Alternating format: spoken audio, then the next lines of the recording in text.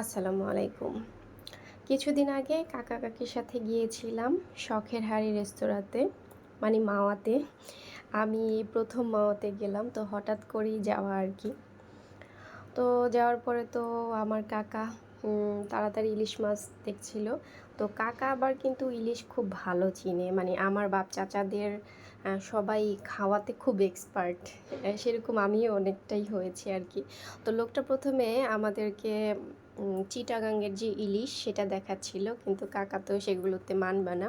তো সে আরেক বক্স খুলে তারপর একদম পদ্মার ইলিশ, যেটা ইলিশ কিন্তু কয়েক পদের হয়ে থাকে, ঠিক আছে? তো পদ্মার ইলিশ ছাড়া তেমন একটা কোন ইলিশগুলো মজা লাগে না।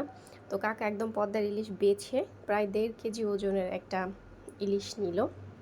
তারপর সেগুলোকে মাপ দিয়ে ইলিশ মাছকে নিয়ে ইলিশ মাছটাকে কাটতে দেওয়া হলো। তো সেখান থেকে আবার সরিষার তেল কিনা হলো, তারপর কাটতে দেওয়া হলো। তো আমি শুধু দেখছিলাম যে ওনারা কি এক্সপার্ট, এত সুন্দর করে, মনে হয় যে 2-3 মিনিটের মধ্যে ইলিশ মাছটা কেটে দিল, এত সুন্দর করে কেটেছে। আমি তো আসলে মাছ কাটতে পারি না, আর কাটলেও সেটা ভর্তা হয়ে যাবে, মানে আমি এত জোরে মাছগুলোকে ধরি যে সেটা ভর্তা হয়ে যাবে। তাই যাই হোক, ওনার কাটাটা খুব সুন্দর ছিল এবং খুবই ফাস্ট। তো কাটার পরে ভাজতে দেওয়া হলো।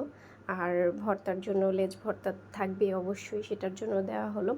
তো লেজ ভর্তার রেসিপিটা আমি আপনাদের অন্য একটা ব্লগে দেখাবো ইনশাল্লাহ।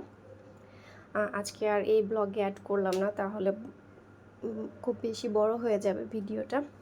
তারপর তো আমরা বেগুন নিয়েছিলাম, বেগুন ভেজে দিল, ভর্তা করে দিল, মাছ ভেজে দিল। এই যে আমার মেয়ে আর আমার চাচা, মাশাল্লাহ বলবেন সবাই।